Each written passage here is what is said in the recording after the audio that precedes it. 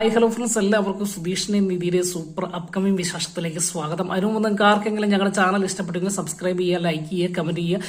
എല്ലാ ദിവസവും പുതുപുത്തൻ വിശേഷങ്ങളുമായിട്ട് എത്തുന്നതായിരിക്കും. അപ്പോൾ വരും ദിവസങ്ങളിൽ വരാൻ പോകുന്ന എപ്പിസോഡുകളെ കുറിച്ചാണ് നമ്മൾ പറയുന്നത്. അങ്ങനെ നികേഷ് ആ സത്യം മനസ്സിലാക്കിയാണ് അല്ലെ, നിധി കൊണ്ടുവന്ന ആ ഇൻഡക്ഷൻ കുക്കറിൽ വെക്കുവാനുള്ള പാത്രം കാലങ്ങളായി തട്ടംപുറത്ത് കിടക്കുന്ന ആ ചാക്കുകെട്ടുകൾക്ക് ഉള്ളിലുണ്ട് എന്ന് മനസ്സിലാക്കി ആ ചാക്കുകെട്ടുകളെല്ലാം എടുത്ത് വെളിയിലിടുമ്പോൾ ആ കൂടെ ഒരു പെട്ടി കിട്ടുകയും ആ പെട്ടിയിൽ തുറന്നു നോക്കുമ്പോൾ തന്റെ ചേട്ടന്മാരുടെയും അമ്മയുടെയും അച്ഛന്റെയും ഒക്കെ ഫോട്ടോ, അവർ കുഞ്ഞുനാളുകളിൽ ഒരുമിച്ച് നിന്ന ഫോട്ടോ ഫ്രെയിം ചെയ്ത് വെച്ചേക്കുന്നതൊക്കെ എല്ലാവരും കാണുകയാണ്. അപ്പോൾ നികേഷാണ് ഈ പെട്ടിയെല്ലാം തുറന്നു എല്ലാവരെയും കാണിക്കുന്നത്. അപ്പം നികേഷിന്റെ അമ്മേനെ കാണുന്നു, അമ്മയുടെ കൂടെ നിൽക്കുന്ന സുഭാഷ് ഏട്ടനെയും അതുപോലെ സുധീഷിനെയും ഹരീഷിനെയും കാണുകയാണ്. അപ്പോൾ രണ്ടു മൂന്ന് ഫോട്ടോ ഒക്കെ ഇങ്ങനെ മാറ്റി നോക്കിയപ്പോഴും തന്റെ ഫോട്ടോ മാത്രം അമ്മയുടെ കൂടെ നിൽക്കുന്ന കാണുന്നില്ല. അങ്ങനെ ഇപ്പൊ ചോദിക്കുന്നുണ്ടല്ലോ, ഇത് അവന് നികേഷ് ചോദിക്കാൻ, അതെന്റെ ചേട്ടാ ഞാൻ അമ്മയുടെ കൂടെ നിൽക്കുന്ന ഫോട്ടോ ഇല്ലല്ലോ, എന്ത് പറ്റിയെന്ന് ചോദിക്കുമ്പോൾ സുധീഷ് പെട്ടെന്ന് പറയുന്നുണ്ട്, എടാ അത് നീ ആ സമയത്ത് തൊട്ടിൽ കിടന്ന് ഉറങ്ങുകയായിരുന്നു, നീ കുഞ്ഞല്ലേ, അതുകൊണ്ട് നിന്നെ ഫോട്ടോ എടുപ്പിക്കാഞ്ഞതാണ് എന്ന് പറഞ്ഞ് തടി അല്ലെങ്കിൽ തന്നെ ഒഴിവാകുന്ന ഒരു ഭാഗമുണ്ട്. അപ്പോൾ സുധീഷിനും അറിയാം, ഹരീഷിനും അറിയാം, സുഭാഷിനും അറിയാം തന്റെ അമ്മയിൽ ജനിച്ചതല്ല നികേഷ് എന്ന സത്യം മനസ്സിലാക്കി വെച്ചിരിക്കുകയാണ്. പക്ഷെ അത് ഇതുവരെയും പ്രകടമാക്കുകയോ തുറന്നു പറയുകയോ ചെയ്തിട്ടില്ല. ഒരച്ഛന്റെ മക്കളാണെങ്കിലും ഒരമ്മയുടെ മക്കളല്ല എന്ന സത്യം ഇവർക്കെല്ലാം അറിയാമായിരുന്നു. നികേഷിനൊഴികെ ബാക്കി എല്ലാം അറിയാമായിരുന്നു. പക്ഷെങ്കിൽ അത് അന്ന് ആ വരും ദിവസത്തെ എപ്പിസോഡിൽ പൊളിയുവാട്ടോ. അങ്ങനെ നികേഷ് വീണ്ടും ഒരു ഫോട്ടോ നോക്കുന്നു, അടിയിൽ ഫ്രെയിം ചെയ്യാത്ത ഒരു ഫോട്ടോ ഇരിക്കുകയാണ്. അതിൽ മറ്റൊരു സ്ത്രീയുടെ കയ്യിൽ ഒരു കുഞ്ഞു കൊട്ടിയിരിക്കുന്നു, അത് താനാണ് എന്ന് നികേഷ് മനസ്സിലാക്കിയാണ്. അപ്പൊ പെട്ടെന്ന് എല്ലാവരും ചോദിക്കും, ഇതാരാണ് ഏട്ടാ എന്ന് ചോദിക്കുകയാണ്.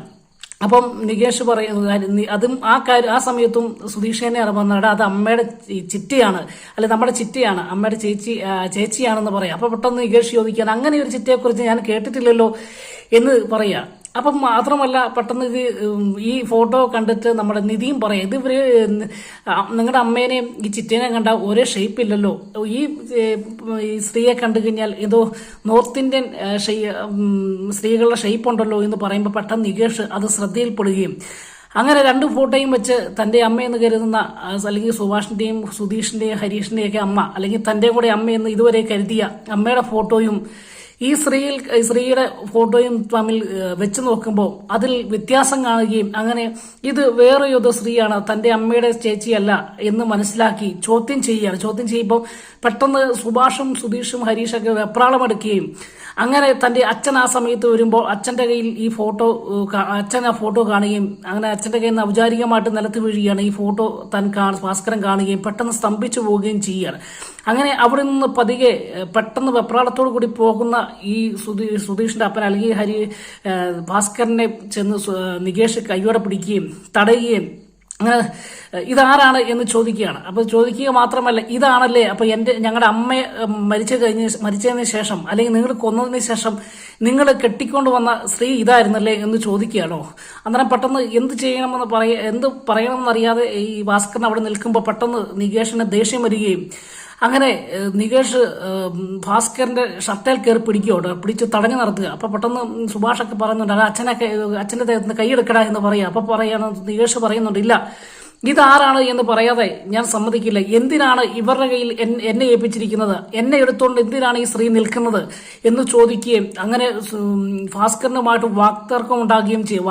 ഭാസ്കരനെ വഴി തടഞ്ഞ് ഇതിന്റെ ഉത്തരം പറയാതെ വിടില്ല എന്നൊരു ഒറ്റ പിടിവാശിയോട് കൂടി നികേഷ് നിൽക്കുക. അങ്ങനെ നികേഷ് ഇതുവരെയും കണ്ട നികേഷ് അല്ല, മറിച്ച് രൂപവും ഭാവവും ഒക്കെ മാറുന്ന നികേഷിനെയാണ് വരും ദിവസത്തെ എപ്പിസോഡ് മുതൽ നമ്മൾ കാണുന്നത് കേട്ടോ. അങ്ങനെ നികേഷിന്റെ ചോദ്യത്തിന് മുൻപിൽ ഒടുവിൽ ഭാസ്കരൻ ആ സത്യം പറയാ, എടാ നിന്റെ അമ്മയല്ലാതെ നീ വേറെ ആരാണ് നിന്നെ എടുത്തോണ്ട് നിൽക്കേണ്ടത് എന്ന് ചോദിക്കുമ്പോൾ പെട്ടെന്ന് ഞെട്ടിപ്പോവുകയാണ് നമ്മുടെ നികേഷ്.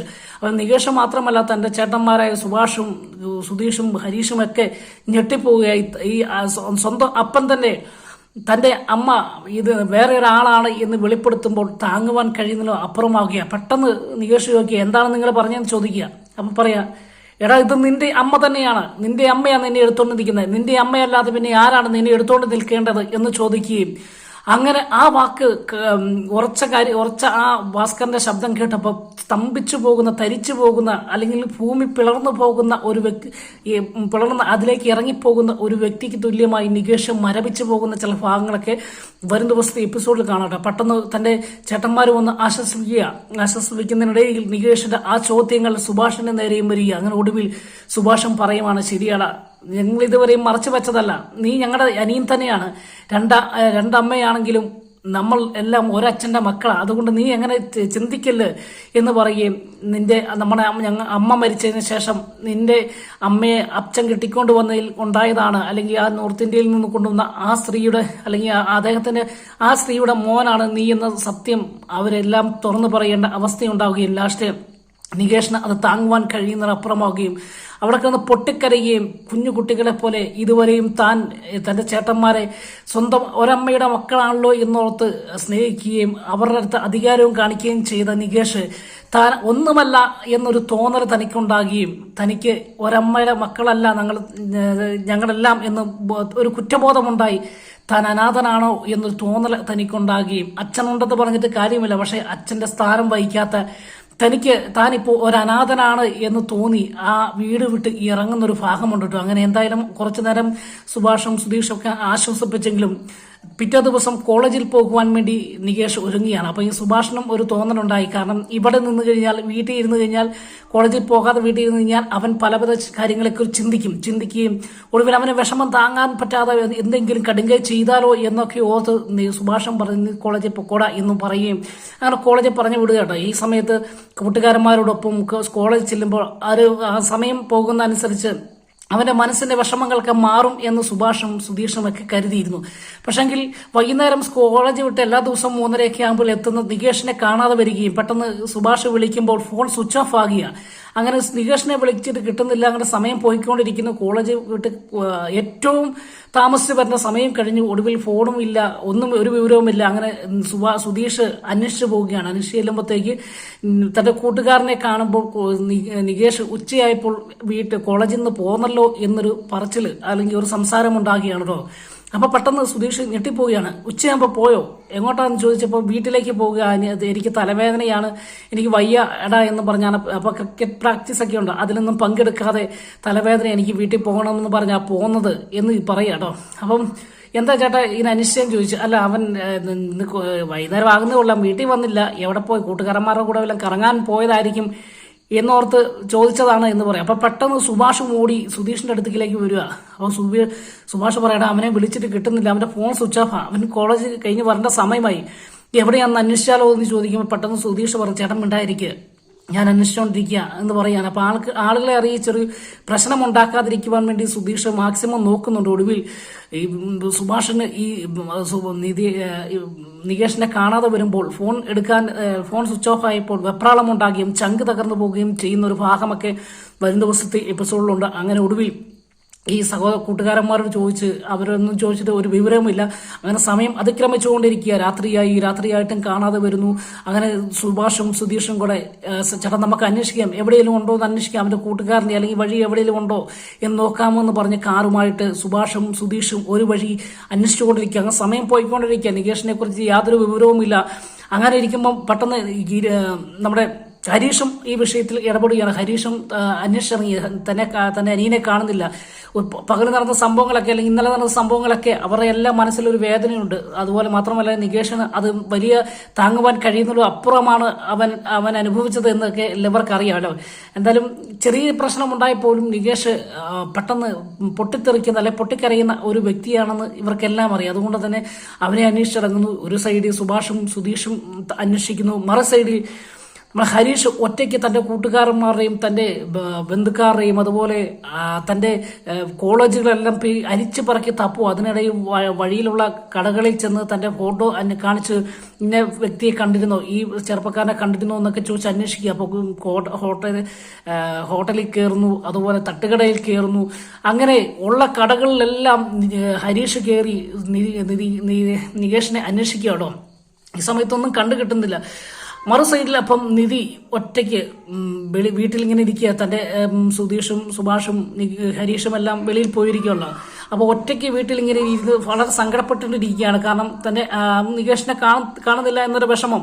അതുമാത്രമല്ല പകൽ നടന്ന സംഭവങ്ങളൊക്കെ നിധിയെ ഒരുപാട് അലട്ടുന്നുണ്ട്. അപ്പം ഈ ചെറുക്കൻ എന്തെങ്കിലും അബദ്ധം കാണിച്ചോ, എന്ത് ചെയ്യും എന്നൊക്കെ ഓർത്തിങ്ങനെ വളരെ വിഷമത്തോട് ഇരിക്കുമ്പോൾ അച്ഛൻ കള്ളൊക്കെ കുടിച്ചിട്ട് പാട്ടൊക്കെ പാടിക്കൊണ്ട് സ്ഥിരം വരുന്ന പോലെ വരികയും നിധി ഈ കാര്യം തന്നെ ഭാസ്കറിനോട് പറയുകയും ചെയ്യുക. ഭാസ്കരൻ അത് വലിയ കാര്യമാക്കിയെടുക്കുന്നുണ്ടെങ്കിലും തന്റെ മൈൻഡ് വേറെ രീതിയിലേക്ക് മാറ്റിയെടുക്കുന്ന ഭാസ്കരനെയൊക്കെയാണ് നമ്മൾ വരുന്ന എപ്പിസോഡിൽ കാണുന്ന. അങ്ങനെ താൻ ഭാസ്കരൻ പറയാണ് അവൻ എവിടെയാണെന്ന് എനിക്കറിയാമോ, അവൻ വീട്ടിൽ നിന്ന് ഈ കോളേജിലേക്ക് പോകാൻ പോലും എങ്ങോട്ടാ പോകുന്നത് എന്നോട് പറയാറില്ല, പിന്നെ ഞാൻ എങ്ങനെയാ മോളെ അവൻ എവിടെയാണെന്ന് അന്വേഷിക്കുന്നത്? അവൻ എവിടെയെങ്കിലും കറങ്ങി ചുറ്റി വന്നോളും, അവന് വീടറിയാമല്ലോ.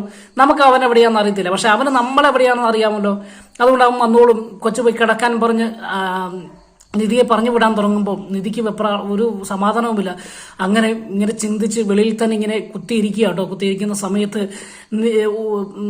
പല കാര്യങ്ങളും മനസ്സിലേക്ക് ഇങ്ങനെ ഓടി വരിക. നികേഷമായിട്ട് കൂടുതൽ നിധിയാണ് അടുത്തത്. അതുകൊണ്ട് ആ കാര്യങ്ങളൊക്കെ പരസ്പരം സംസാരിക്കുന്ന കാര്യങ്ങളൊക്കെ ഇങ്ങനെ ചിന്തിച്ചുകൊണ്ടിരിക്കുക. അപ്പോൾ അതേ സമയത്ത് തന്നെ സുഭാഷും വണ്ടിയിലിരുന്ന് തന്നെ കല്യാണത്തിന് പെണ്ണ് കാണാൻ കൊണ്ടുപോകുന്ന സമയത്ത് തന്നെ ഒരുക്കുകയും തന്നോടൊപ്പം കളി പറയുകയും തന്നെ സ്നേഹിക്കുകയും തന്നെ കെട്ടിപ്പിടിക്കുകയൊക്കെ ചെയ്യുന്ന കാര്യം ഓർത്ത് കണ്ണീരണിയുന്ന സുഭാഷിനെയും സുധീഷിനെയൊക്കെ നമുക്ക് കാണാം. സുഭാഷിനെ താങ്ങുവാൻ പറ്റുന്നതും അപ്പുറമായിരുന്നു നികേഷിനെ കാണാനില്ലാത്ത ആ അവസ്ഥ. അത് അതേ സമയത്ത് നിധിയും ഇങ്ങനെ ചിന്തിച്ചുകൊണ്ടിരിക്കുന്ന സമയത്ത് പെട്ടെന്ന് ഒരു ദിവസം നികേഷ് തന്റെ ഏട്ടത്തിയായ നിധിയോട് പറയുന്ന ഒരു കാര്യം ഇങ്ങനെ ഓർക്കുക. ഏട്ടത്തി, എനിക്ക് ഒരുപാട് വിഷമങ്ങളൊക്കെ ഉണ്ടാക്കുമ്പോൾ ഞാൻ ബീച്ചിൽ പോയിരുന്നു. ഇവിടെ അടുത്തൊരു ബീച്ചുണ്ട്, ആ ബീച്ചിൽ പോയിരുന്ന് കുറച്ചു നേരം ഇങ്ങനെ മൗനമായി ഇരിക്കും. അപ്പോൾ നമ്മുടെ വേദനകളൊക്കെ അവിടെ ആ കടൽ കൊണ്ടുപോകും. നമ്മൾ അങ്ങനെ കുറച്ചു നേരം ഇങ്ങനെ ഇരിക്കണം. മാസത്തിൽ 2 പ്രാവശ്യമൊക്കെ ഞാനിങ്ങനെ പോയി ബീച്ചിലിരിക്കും എന്ന് പറയാം കേട്ടോ. അപ്പൊ പെട്ടെന്ന് നിധി ചോദിക്കണം, നിനക്ക് അത്രമാത്രം ബുദ്ധിമുട്ടും വേദനയൊക്കെ ഉണ്ടോ, അത്രമാത്രം സങ്കടങ്ങളുണ്ടോ എന്ന് ചോദിക്കുമ്പോൾ ഏട്ടത്തി എന്നാ പറയുന്നത്, ഈ വീട്ടിലുള്ളവർക്ക് വേദന ഇല്ലാതിരിക്കുമോ? ഈ വീടിന്റെ അവസ്ഥ ചേച്ചി ഏട്ടത്തിക്ക് അറിയത്തില്ലേ? അപ്പൊ പിന്നെ അങ്ങനെ ചോദിക്കാവോ എന്ന് ചോദിക്കുക കേട്ടോ. ഈ സമയത്ത് നികേഷ് തന്നെ പറയുന്നത്, ഇപ്പോൾ കുറച്ചു കാലമായിട്ട് ഞാൻ ബീച്ചിൽ പോകാറില്ല എന്ന് പറയാം. അപ്പൊ എന്നെ നിധി ചോദിക്കുക, എന്താടാ എന്ന് ചോദിക്കും. പറയും, ഏട്ടത്തി വന്ന പിന്നെയാണ് എനിക്ക് സങ്കടങ്ങളൊന്നുമില്ല, എനിക്ക് ഈ വീടായത് ഏട്ടത്തി വന്ന പിന്നെയാണ്. അതുകൊണ്ട് തന്നെ എനിക്ക് ബീച്ചിൽ പോയിരിക്കേണ്ട സങ്കടങ്ങളോ അല്ലെങ്കിൽ വേദനകളോ ഒന്നും ഉണ്ടായിട്ടില്ല എന്ന് പറയുമ്പോൾ നിധി ആശ്വസിപ്പിക്കുകയൊക്കെ ചെയ്യുന്ന ഒരു പഴയ കാര്യങ്ങൾ ഇങ്ങനെ ഓർത്തെടുക്കുകയും പെട്ടെന്ന് നിധിക്കൊരു തോന്നലുണ്ടായി, അവന് നല്ല വിഷമത്തിലാണ് നികേഷ് പോയത്, അതുകൊണ്ട് ഒരു പക്ഷേ ഈ ബീച്ചിൽ കാണുമോ എന്നൊരു തോന്നലുണ്ടാകുകയും അങ്ങനെ പെട്ടെന്ന് സുധീഷിനെ വിളിച്ചിട്ട് ചോദിക്കുകയാണ് എങ്ങനെയാ. അന്നേരം സുധീഷിനെ വിളിക്കുന്ന സുധീഷിന്റെ അടുത്ത് ഫോൺ എടുത്തിട്ട് ചോദിക്കുന്ന, നിധി അവൻ വന്നോ എന്നാണ് ചോദിക്കുന്നത്. അപ്പൊ പറഞ്ഞു, ഇല്ല, നിങ്ങൾ കണ്ടെത്തിയോ എന്ന് ചോദിക്കുക. അപ്പം സുധീഷൻ പറയില്ല, അവനെ ഞങ്ങളിവിടെ എല്ലാം അലഞ്ഞു തിരിഞ്ഞ് നോക്കി കാണുന്നില്ല എന്ന് പറയാണ്. അപ്പോൾ നിധി പറയും, എനിക്കൊരു സംശയമുണ്ട്, നിങ്ങൾ അവിടെ നിന്ന് പോയി അന്വേഷിക്കുമോ എന്ന് ചോദിക്കുക. എവിടെയാണ് എന്ന് ചോദിക്കുക. എനിക്കൊരു ബലമായ സംശയം, അവൻ ബീച്ചിൽ പോയിട്ടുണ്ടാകാൻ സാധ്യതയുണ്ട് എന്ന് പറയാം. അപ്പൊ പെട്ടെന്ന് സുധീഷ്, ബീച്ചിലോ? ഏത് ബീച്ചിൽ? അപ്പൊ പറയാണ്, ഏത് ബീച്ചാണെന്ന് അറിയത്തില്ല, അവൻ ബീച്ചിൽ പോകാനാണ് സാധ്യത, നിങ്ങൾ എനിക്ക് വേണ്ടി അവിടെ നിന്ന് അന്വേഷിക്കുമെന്ന് ചോദിക്കുക. അപ്പൊ പെട്ടെന്ന് സുധീഷ് പറയും, ഇവിടെ ഒരുപാട് ബീച്ചുകളൊക്കെ ഉണ്ട്, അതിലെവിടെയാണ് എന്നിങ്ങനെ എങ്ങനെയാ കണ്ടുപിടിക്കുന്നതെന്ന് ചോദിക്കുക. ഞങ്ങൾ ഈ ടൗണുകളും വീടുകളും കടകളും എല്ലാം അന്വേഷിച്ചു, പക്ഷെ കിട്ടിയില്ല. ഇനി ബീച്ചിലും കൂടെ ഏത് ബീച്ചാണെന്നറിയാതെ എവിടെയാ അന്വേഷിക്കേണ്ടത് എന്ന് ചോദിക്കുക. അപ്പൊ പെട്ടെന്ന് മനസ്സിലേക്ക് നികേഷ് പറഞ്ഞ ഒരു ബീച്ചിന്റെ പേര് വരികയും ആ പേര് പറയുകയാണ്. പെട്ടെന്ന് ശരി, ഞങ്ങൾ അന്വേഷിച്ചിട്ട് ഞങ്ങൾ വിളിക്കാം, ഞങ്ങൾ പോയി നോക്കാന്ന് പറയാം. അപ്പൊ പെട്ടെന്ന് സുഭാഷ് ചോദിക്കും, ആരാ, നിധിയാണോ വിളിച്ചതെന്ന് ചോദിക്കും. അപ്പൊ പറഞ്ഞു, അത് നിധിയാവോ. പറഞ്ഞു, എന്താ നിധി പറഞ്ഞെന്ന് ചോദിക്കുമ്പോൾ നിധി പറയുന്ന ഒരു ബീച്ചിൽ പോയിരിക്കാൻ സാധ്യതയുണ്ട് എന്ന് പറയാണ്. അപ്പൊ ഏത് ബീച്ചാണെന്നൊക്കെ ചോദിക്കുക. എന്തായാലും ബീച്ചിലേക്ക് പോയി നമുക്ക് അന്വേഷിച്ചു നോക്കാം, നിധി പറഞ്ഞതല്ലേ എന്ന് നോക്കുക. അന്നേരം ഈ ചേട്ടനോട് പറയാണ്, ഏത് ബീച്ചാണെന്ന് പറഞ്ഞെങ്കിൽ പോലും പോയി അന്വേഷിക്കണോ ചേട്ടാ എന്ന് സംശയം പ്രകടിപ്പിക്കുകയാണ്. അന്നേരം പറയാണ്, പോയി നോക്കാടാ, അവിടെയും കൂടെ നമുക്ക് പോകാം, ഈ വഴി കൂടെ എല്ലാം നമ്മൾ തപ്പിയില്ലേ എന്ന് പറഞ്ഞ് ബീച്ചിലേക്ക് പോകട്ടെ. അങ്ങനെ ബീച്ചിലേക്ക് പോവുകയും ബീച്ചിന്റെ അവിടെ ചെന്ന് ഈ സുധീഷും അതുപോലെ സുഭാഷും ഉറക്കെ വിളിക്കുക. വിളിക്കുമ്പം ബീച്ച് ഏകാന്തമായിരിക്കുന്ന ഒരു സമയമാണ്, രാത്രിയായി, ആരുമില്ലാത്തൊരു അവസ്ഥയാണ്, കടൽ തീരമാണ്. അതുകൊണ്ട് തന്നെ നിശബ്ദമായും അതുപോലെ തിരമാലകളുടെ ശബ്ദം മാത്രമാണ്, ആളുകളുടെ ശബ്ദം ഒന്നുമില്ലാതെ ഇരിക്കുന്ന ആ സാഹചര്യത്തിൽ പെട്ടെന്ന് വെപ്രാളത്തിൽ സുഭാഷ് ഇറങ്ങി ആ കടൽ തീരത്തേക്ക് ഇറങ്ങുന്ന സമയത്ത് പടച്ച് വീഴുകയൊക്കെ ചെയ്യുന്ന ഒരു സങ്കടകരമാകുന്ന ഒരു കാര്യമുണ്ട് കേട്ടോ. എന്തായാലും നമ്മുടെ പ്രേക്ഷകരായ നമ്മുടെ കണ്ണ് നനയിക്കുന്ന ചില ഭാഗങ്ങളൊക്കെയാണ് വരും ദിവസത്തെ എപ്പിസോഡിൽ കാണുന്നത്. അങ്ങനെ ഇവിടെ ഇന്ന് മനുഷ്യർ കാണാൻ വരുമ്പോൾ സുധീഷ് പെട്ടെന്ന് നോക്കിയപ്പോൾ ഒരു സൈഡിൽ ആളൊതുങ്ങിയ സൈഡിൽ ഒരാളെങ്ങനെ ഇരിക്കുന്ന കാണുകയും പെട്ടെന്ന് സുധീഷ് അത് തന്റെ അനിയനായ നികേഷ് ആണെന്ന് മനസ്സിലാക്കിയ പെട്ടെന്ന് സുഭാഷ് ഏട്ടനെ വിളിച്ച് കാണിക്കാം. സുഭാഷ് ഏട്ടാ അതേണ്ട അവൻ ഇരിക്കുന്നു എന്ന് പറയുക. അപ്പൊ പെട്ടെന്ന് സുഭാഷിനും കണ്ടപ്പോൾ മനസ്സിലായ തന്റെ അനിയനായിരിക്കുന്നത് കാണുകയും മനസ്സിലാക്കുകയും പെട്ടെന്ന് സങ്കടവും സഹിക്കാനും വയ്യാതെ ആ മണൽത്തരിയിലേക്ക് മുട്ടുകുത്തി വീഴുന്ന സുഭാഷിന്റെ ചങ്ക് പൊട്ടി കരഞ്ഞുകൊണ്ട് നിലത്തേക്ക് വീഴുന്ന ഒരു ഭാഗങ്ങളൊക്കെ നമുക്ക് വരുന്ന ദിവസത്തെ എപ്പിസോഡിൽ കാണാൻ. അങ്ങനെ ഓടിച്ചെന്ന് സുധീഷ് ഈ സമയം ഓടിച്ചെന്ന് നികേഷിനെ അടുക്കലേക്ക് ഓടിച്ചെല്ലുകയും അവിടെ സങ്കടം പ്രകടിപ്പിക്കാതെ എന്നാടാ നീ ഇവിടെ ഇരിക്കുന്നത് എന്ന് ചോദിക്കുകയും പെട്ടെന്ന് നികേഷ് തിരിഞ്ഞു നോക്കുമ്പോൾ തന്റെ ചേട്ടനായ സുധീഷിനെ കാണുകയും ചെയ്യുന്ന ഒരു നല്ല ഭാഗങ്ങളൊക്കെ ഉണ്ട്. എന്തായാലും കണ്ണ് നീറനണിയിക്കുന്ന ചില കാഴ്ചകളാണ് വരും ദിവസങ്ങൾ എപ്പിസോഡിൽ കാണുന്ന. ഇതുവരെയും കളിച്ചിരിയുമായിട്ട് നടന്ന നികേഷ് അനാഥനായി പോയോ എന്നൊരു തോന്നല്, അവന്റെ ജീവിതം തകർക്കുവാൻ അവൻ ശ്രമിക്കുന്ന ചില ഭാഗങ്ങളൊക്കെ വരും ദിവസത്തെ എപ്പിസോഡിലുണ്ട്. അപ്പോൾ വീണ്ടും അടുത്ത ദിവസത്തെ വിശേഷവുമായി കാണും വരെ എല്ലാവർക്കും ഗുഡ് ബൈ.